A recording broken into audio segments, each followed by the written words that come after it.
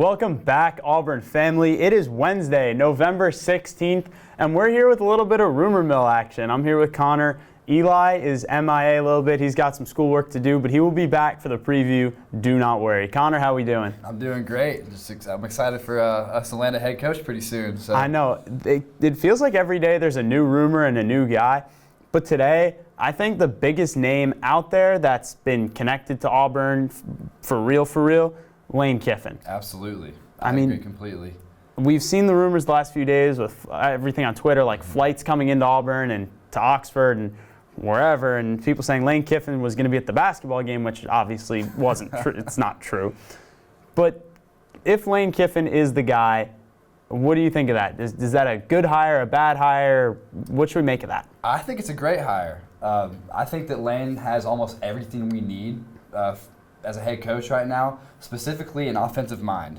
And that isn't to credit Coach Cadillac right now. What he's doing for our team this season is great. But we need a guy that can coach big games, score more than 2 or 3 touchdowns a game, and just lead a team confidently. It seems like no matter what team Lane goes to, whether it be Florida Atlantic, Ole Miss, or even a coordinator somewhere, he is completely confident in his craft, and he knows how to coach a football game. I mean, he's got a winning record everywhere he's been. Exactly. I mean, you mentioned Florida Atlantic, 27-13 there, and he's in his 3rd season at Ole Miss, so that's enough time to, get your feet wet. Absolutely. So he's 23-10. Yeah, and honestly, with big wins. Yeah, exactly. Ole Miss, it's hard to recruit out of Oxford. Whenever you're in the West with teams like Auburn, Alabama, even A&M, regardless of what the record is, they have a great recruiting class. It's tough to get guys to come and play in Oxford, and he's still got guys all the way out west coming to play for him. His starting quarterback is from USC, and I'm guessing just by word of mouth, about what he's saying to these players, he's getting guys to come over and believe in him and play for him. I'd like to see that. Yeah, he's got that offensive mind for sure. I think my favorite Jimbo Fisher, Lane Kiffin moment when they're in Tennessee last year and he's throwing the clipboard everywhere. I love that energy, and I can so visualize that in Jordan-Hare, down the sideline, throwing the clipboard, student section going crazy. 42 points on the board. Yeah, that's the thing that excites me the most. This Auburn team has lacked that ability to score crazy amounts of points. We've been in some football games this year, but they've all been low scoring. Missouri, great game that kind of felt like both teams wanted to lose, but they didn't really score that many points. No. LSU, good game, didn't score that many points. Right. Ole Miss, good game, still didn't score that many points. I think we've only crossed that 30 number, once or twice this year, which... Mercer and... Did we do it in San Jose? I don't remember if we did in San Jose. Actually. We didn't. But yeah, point being, Lane Kiffin's a guy who could spark this offense within a year or two.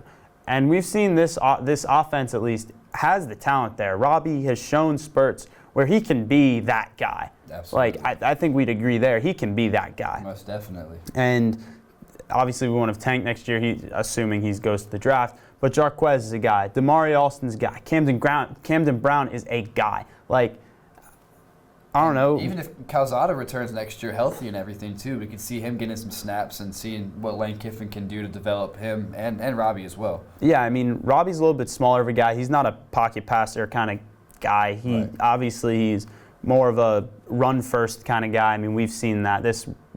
When he lets it go with his legs, he's a completely different player than when he tries to sit in the pocket and make reads downfield, because that's not the strength of his game. A little reminiscent of Lamar Jackson at times. I was telling you earlier, I kind of see Kyler Murray in Robbie Ashford. I like that. Obviously, Kyler Murray has, DeAndre Hopkins downfield, so he's going to make some plays. But I think Camden Brown can be that. Maybe not DeAndre Hopkins, but he can be that bigger red zone target. Go up and win those 50-50 balls and give him a chance to make those deep throws and just huck it up there and say, go get it for me. Exactly. And I think with the Lane Kiffin offense, with great play calling too, that can happen multiple times a game, maybe 3 or 4 times a game. Yeah, I hope so. When we saw with Brian Harsin in the last 2 games with Cadillac, the shot plays just aren't there. This isn't a team that's going to take the top off the defense. Given the weather did not play to that factor in last week's game, ran the ball. I think I said on last week's preview we were going to run the ball the most we have all season. That was without knowing all the weather before, and I think I hit that right on the head.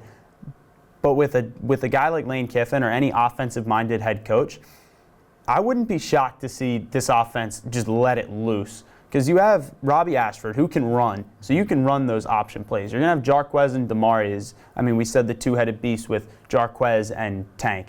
You're going to have another two-headed beast next year. Oh, yeah. So you're going to have two backs in the backfield with Robbie Ashford, three guys who can run the ball, with Camden Brown, Javarius Johnson, and whoever's that third receiver, or Coy Moore.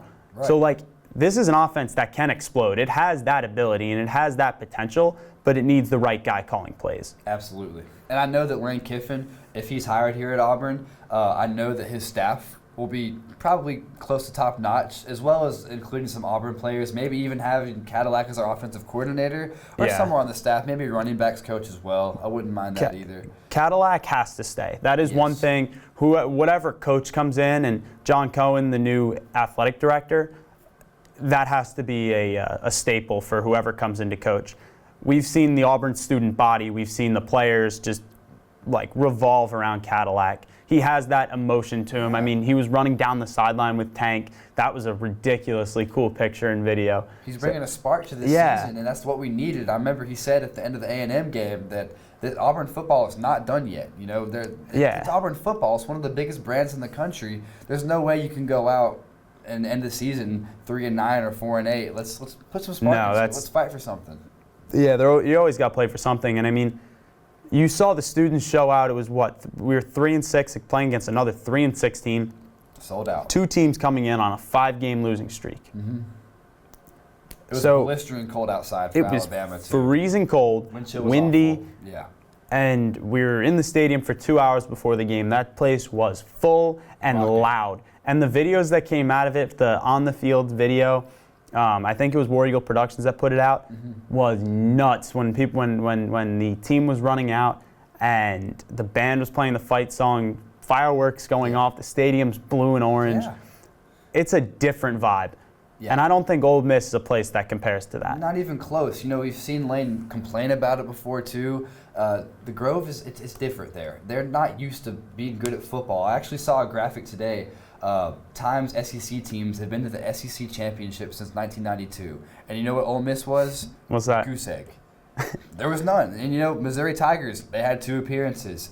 I think Kentucky even had an appearance there as well. And it's just a different type of brand over there. Not discrediting Ole Miss and the recent success they've had, because they've been playing good football the past, I would say 10 years, or more so 7 to 8 years. But it's not Auburn and Alabama football standard. And that's the difference. And Lane has coached at Alabama before. He's been a coordinator there. He knows the tradition. He knows the standard of this state. And I think coming to Auburn would be a huge step into more success for Lane Kiffin. Yeah, and I think Auburn's the bigger job for sure. We can talk about all these other coaches. We can talk about Deion. That might be a little bit unlikely. We could talk about, just throwing names like Jeff Grimes or Hugh Freeze. These guys all know what it feels like to be in the spotlight. Deion being a Hall of Famer in the NFL. Right. Hugh Freeze coaching at Ole Miss before Lane Kiffin. But Lane Kiffin is that guy who's been in the spotlight, who's done it, who's coached in the big games. Even this year, coaching against Tennessee, LSU, Alabama, time and time again, and they're still a good football team, and he recruits. So I think him at Auburn are a really good fit. Wouldn't say it's a match made in heaven, but I think it fits, I think it works. And I think Auburn football is headed in the right direction, regardless of who they bring in, whether it's Deion, Hugh Freeze, Lane Kiffin, whoever it may be. But yeah, I think if I had to put my money on someone today, Lane Kiffin's our guy. I stand there right with you, Jake. I agree. That just about does it. We'll catch y'all back Friday for the preview, and then after the Texas Southern basketball game. War Eagle. Let's do it. War Eagle.